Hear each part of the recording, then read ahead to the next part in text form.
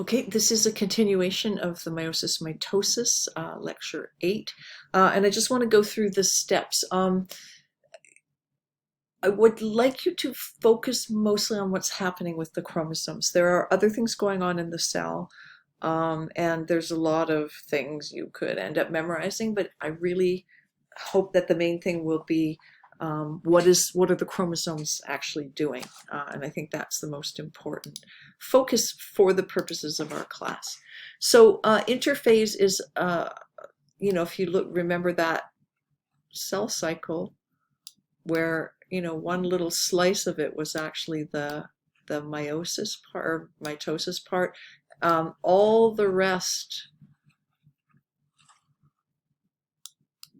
rest of the cell cycle is interphase. So the cells spend most of their time in what is called interphase. Inter means between, and that's what the cell is doing in between divisions. So basically, at the beginning of that, there will be chromosomes that are actually not condensed the way they're shown here. They will be completely as unwound as chromosomes get. Genes will be transcribed, there'll be translation happening in the cytoplasm, and the cell will be just sort of getting on with the business of being a cell. But at S phase, we have DNA replication. And so that leads us to chromosomes that now have two sister chromatids that should be identical in the absence of any mistakes. Still, before actually entering mitosis, these chromosomes will not be condensed like this. It's just that it's really hard to draw them, all kind of, if you were going to look at it, they'd look something like that, right? Because they'd be all unwound. And so it's really hard to picture or imagine how this works. So we draw them fully condensed. And by the time we get to prophase is the first stage of mitosis, the chromosomes do condense. The idea is, if you imagine the chromosomes almost like balls of spaghetti, it's kind of hard to neatly separate them from each other. But if they're condensed into a neater package, the separation process is a little bit easier. And even though the chromosomes are replicated here, they're still considered to be diploid. And that is because as long as the two chromatids are connected to each other by a single centromere here, then they're considered to be one chromosome. That's just a peculiarity of how we view it. So this is one chromosome, but it's a replicated chromosome, and this is one chromosome that is an unreplicated chromosome.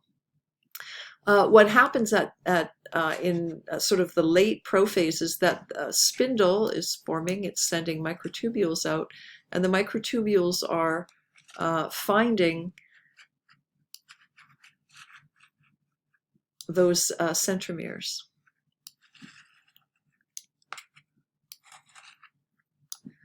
And they attach. That's what the centromere is for. It's a specialized structure on the chromosome, and the microtubules find them and bind to them, and then they start pulling in opposite directions towards the poles of the cell. And I've just realized I drew this in the opposite. I should have drawn the microtubules coming from these ends of the cells. Sorry, I just noticed the orientation.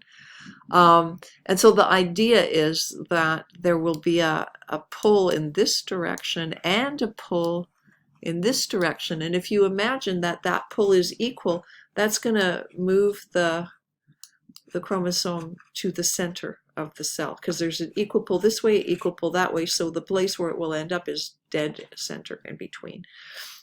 So when we talk about the metaphase plate, or we talk about the equator of the cell, this isn't a physical structure. This is the result of that equal pull in two opposing directions that causes all the chromosomes to end up lining up in the middle part of the cell. Okay, and when they finally reach the center, there's a bit of, pulling a little back and forthing, but then they end up in the middle here, and that is called metaphase. The physical connections that are holding those chromatids together are severed once metaphase is reached. So once you have an equal pull in both directions and the chromosomes are sitting at this equator, then it's almost like a scissor separates them, and they spring apart, and they really do spring quickly apart. Anaphase is a very rapid stage, and the pull from the microtubules is on the centromere, and so you do actually see the arms of the chromosomes dragging along behind. So this kind of almost V shape of the chromosomes is an accurate representation of what it actually looks like. And then at telophase, the chromosomes, they're called chromosomes now that they're separated from each other, have reached the opposite ends of the cell, and a new nucleus is basically forming around them. And then cytokinesis is when the cell itself divides, and so you now have two daughter cells. The two daughter cells have the exact same chromosome constitution, chromosome makeup, that the original cell had. And if you want to practice, it's useful for you to say, okay, here are these two chromosomes. One of them has the wild type A gene or something, A plus, and the other one has a mutant allele, just A. Or you could do big A, small a, whatever you're used to. I know in previous classes you will have had some way of designating different alleles. But if you label them, or use the B and the B plus from the previous recording, and then you can convince yourself that in the daughter cells, each daughter cell is going to have one of the dominant and one of the recessive alleles, or one of the wild type and one of the mutant alleles. So they will be genetically identical. And when I talk about working with the material, redrawing things and putting your own notation on them is one of the things I'm talking about. It will really help you understand what we're on about. Okay, so meiosis is a specialized form of cell division, and it's divided.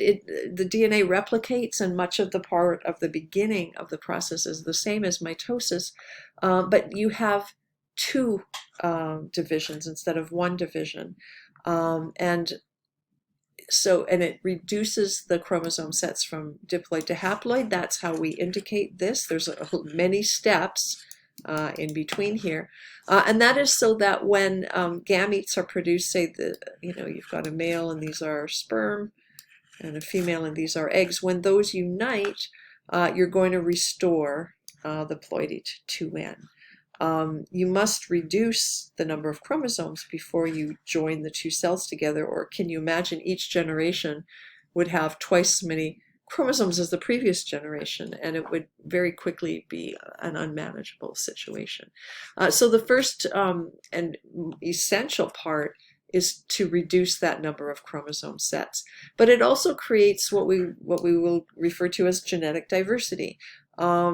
Each daughter cell inherits only a subset of the alleles that the parents had, and then when they fuse with a subset of the alleles from another parent, you're going to have offspring that are genetically different from each other as well as from the original parents.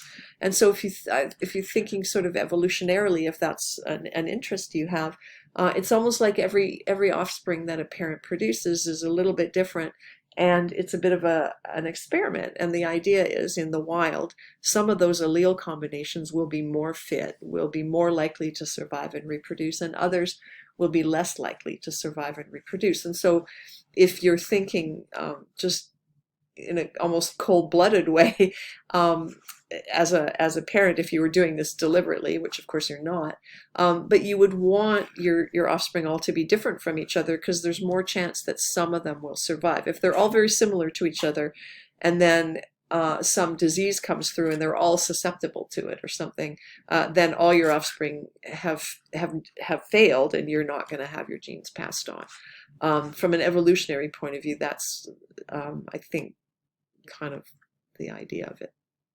Okay, so there's two different cell division that happen. There's one DNA replication, just like happens in mitosis, but then the first division of meiosis is what we call the reductional division. So this is where the chromosome number is reduced.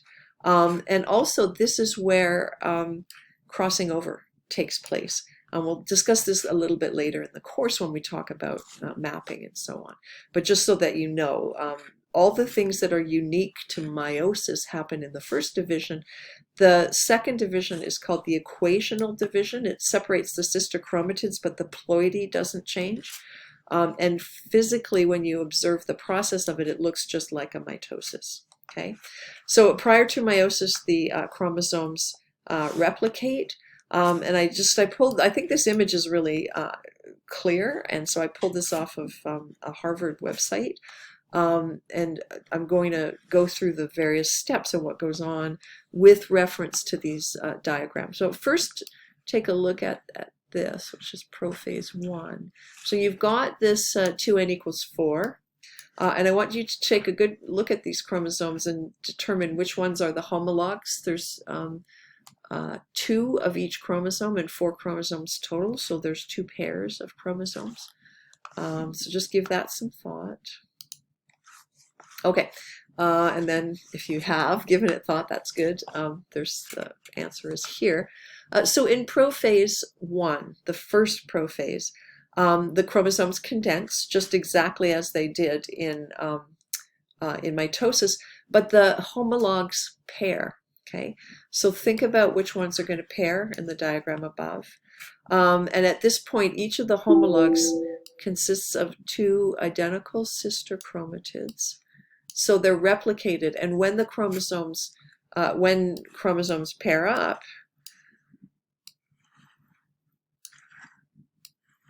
there are actually 4 chromatids kind of lined up this way, and they're referred to as a tetrad because of there being 4 of them. And we may speak about tetrads a little bit later in the course. Now when the chromosomes pair with each other, there a protein complex called the synaptonemal complex that holds them together. And for example, there are proteins called cohesins, if you think about what cohesive means, things sticking together, that are part of that process. And so they actually generate a physical connection all along the length. And it is the same sequence in the 2 chromosomes that causes them to pair with each other. And then physical exchanges can occur, and the nuclear membrane breaks down, and the spindle begins to form. So the chromosomes are not shown paired here, so I made a slide for you to look at. Come on, there we go. And just, I mean, when I look at this, I can think of 2 ways to pair them. The big ones together and the small ones together, or the 2 purple ones and the 2 blue ones. Sorry. The way I cropped these shows up kind of weird. But in any case, which one would you say was correct? Would you say it was this? Sorry, my mouse is so weird. I'm still waiting for my new one. This one or this one would be the correct ones. Okay, and we'll probably ask questions about that in the lecture. So at metaphase 1, the same thing has happened in terms of the spindle. You've got the origin of the spindle, the microtubules are sort of emanating out, and they connect to one homolog from one side and the other homolog from the other side. And because of the connection here between these, again, you have a kind of a pull from the spindle in this direction and a pull from the spindle in this direction. These 2 things are stuck to each other. So again, they're going to wind up in the equator of the cell. And we used to always call that the metaphase plate, or the equator. And just a reminder, it's not a physical structure, but it's just because of the way the spindle works that winds up with those chromosomes kind of lined up along the center like that. As soon as metaphase is pretty short, because as soon as the chromosomes reach here and are properly lined up, it's like taking scissors and just cutting between the homologs, and one homolog goes to one side and the other homolog goes to the other side, bringing both of its chromatids with it. Okay. And I will fix this slide too because I meant to remove these so that the next slide has the other information. So this is, again, what it would look like as they were pulled apart. And just notice, because crossover has occurred, and we won't talk about this in detail, but just note that there has been a little bit of swapping so that between the blue and the purple chromosomes here, there's been a little bit of exchange. So a little bit of the blue chromosome has been attached to this pink one, and then the corresponding purple bit was attached to the blue, and so on. So there's just places along here where exchanges have happened, which makes the progeny even more diverse than they would be. But when they separate into their new nuclei, which is what happens in telophase 1 here, each of the nuclei now has just one chromosome, but that chromosome is in a replicated state. But notice that they're certainly not identical anymore, even if they wouldn't have been identical in any case, but there are places where there have been crossovers. And so when these two chromatids separate, they're not going to have genetically identical offspring. One of the chromatids will have some of the blue chromosome and some of the pink, and one of the other chromatids will be all from the pink. And whatever allele differences existed between those chromosomes will be passed on in that sort of mixed up state. And then after the new nuclear membranes form, that's when the cell itself divides, and that's referred to as cytokinesis, so the separation of into two cells.